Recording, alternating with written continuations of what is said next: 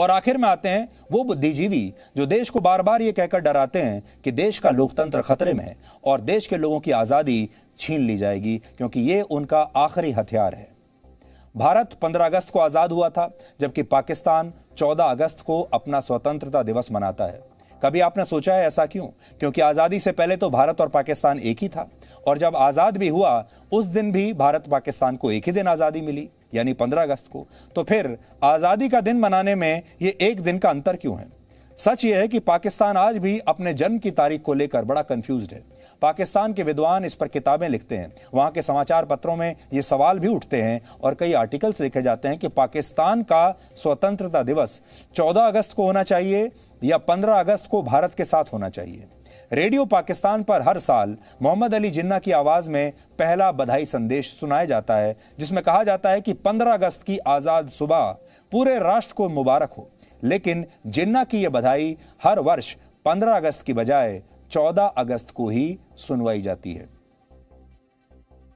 August 15th is the birthday of the independent and sovereign state of Pakistan. ये जिन्ना की आवाज है जो रेडियो पर उन्होंने अपने संदेश में आजादी के बाद पाकिस्तान के लोगों को संबोधित किया था। अपने रिसर्च के दौरान आज हमें पाकिस्तान के कुछ डाक टिकट मिले हैं जिनमें लिखा है पाकिस्तान पोस्टेज 15 अगस्त 1947। आपकी स्क्रीन पर है। इन सब में 15 अगस्त 1947 की तारीख ही लिखी हुई है। यहां यह समझना होगा कि हर साल 14 अगस्त को पाकिस्तान आखिर कौन सी स्वतंत्रता और आजादी का उत्सव मनाता है जो 24 घंटे पहले ही आ जाती है। सच यह है कि आजादी की लड़ाई में पाकिस्तान की मांग करने वाली पार्टी मुस्लिम लीग का कोई योगदान नहीं था। मुस्लिम लीग सर सैयद अहमद खां की 2 नेशन थ्योरी का समर्थन करती थी और सर सैयद ने कहा था कि मुसलमानों को अंग्रेजों का साथ देना चाहिए, क्योंकि अगर अंग्रेज इस देश से चले गए तो लोकतंत्र में हिंदू बहुसंख्यक हो जाएंगे और मुसलमान अल्पसंख्यक हो जाएंगे और हिंदू मुसलमानों को दबा देंगे। इसलिए जो शुरुआती रणनीति थी वो ये थी कि आज़ादी की जो मांग है इसे ही रद्द कर दिया जाए और अंग्रेज ऐसे ही भारत पर शासन करते रहें।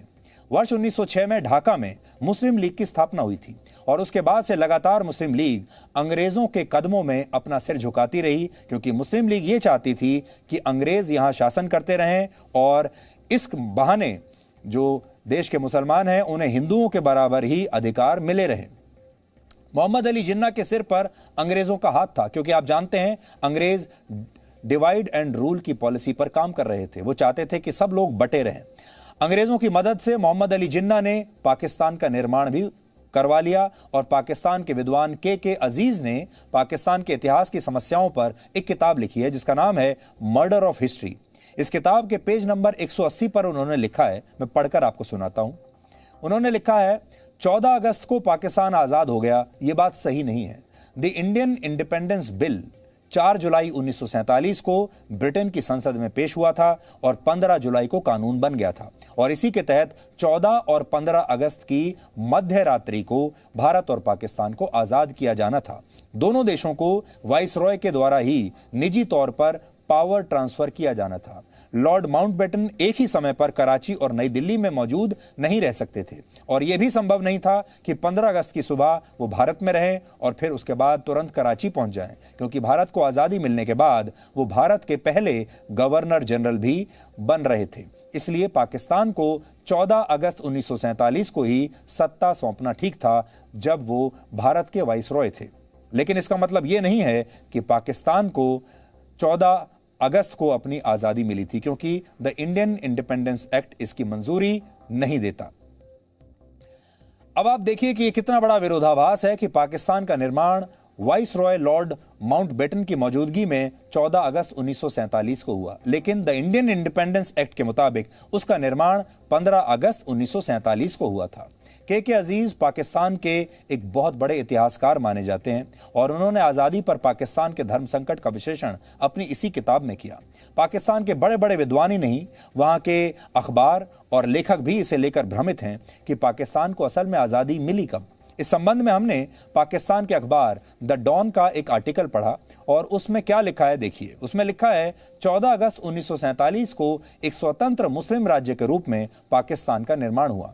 लाहौर, कराची और पेशावर रेडियो स्टेशंस में कुरान पढ़ी गई और फिर रात 12 बजे के बाद आजादी की घोषणा हुई। पाकिस्तान की जनता के नाम मोहम्मद अली जिन्ना का बधाई संदेश ऑन एयर किया गया रेडियो पर। यह पाकिस्तान बनने के बाद स्वतंत्रता पर जिन्ना का पहला रेडियो भाषण था। रेडियो पाकिस्तान के पूर्व उप निदेशक अंसार नासरी ने इस भाषण का उर्दू में अनुवाद किया था। भाषण को यह कहकर प्रसारित किया गया कि 14 अगस्त 1947 को पाकिस्तान का निर्माण होने के तुरंत बाद कायदे आजम ने देश के साथ बात की। इसी आर्टिकल में आगे लिखा है कि रेडियो पाकिस्तान के पूर्व उपनिदेशक अंसार नासरी ने इस नियम को ध्यान में नहीं रखा कि रात 12 बजे के बाद अगली तारीख बदल जाती है, अगली तारीख आ जाती है। इसलिए गलती से उन्होंने अपने अनुवाद में 15 अगस्त की बजाय 14 अगस्त ही कह दिया। पाकिस्तान का निर्माण मुस्लिम लीग और मोहम्मद अली जिन्ना के अहंकार का नतीजा था। शायद इसीलिए पाकिस्तान के कुछ लोगों ने यह सोचा कि भारत से एक दिन पहले ही अपना स्वतंत्रता दिवस मनाकर वो भारत से आगे निकल जाएंगे, और ये पहले दिन से उनकी ख्वाहिश रही है। लेकिन ऐसा कभी भी नहीं हुआ, एक दिन, एक मिनट, एक सेकंड के लिए भी नहीं हुआ कि पाकिस्तान हमसे कभी भी आगे निकला हो, क्योंकि अहंकार की कलम से इतिहास कभी लिखा नहीं जा सकता। 14 अगस्त पाकिस्तान के अहंकार का दिवस है।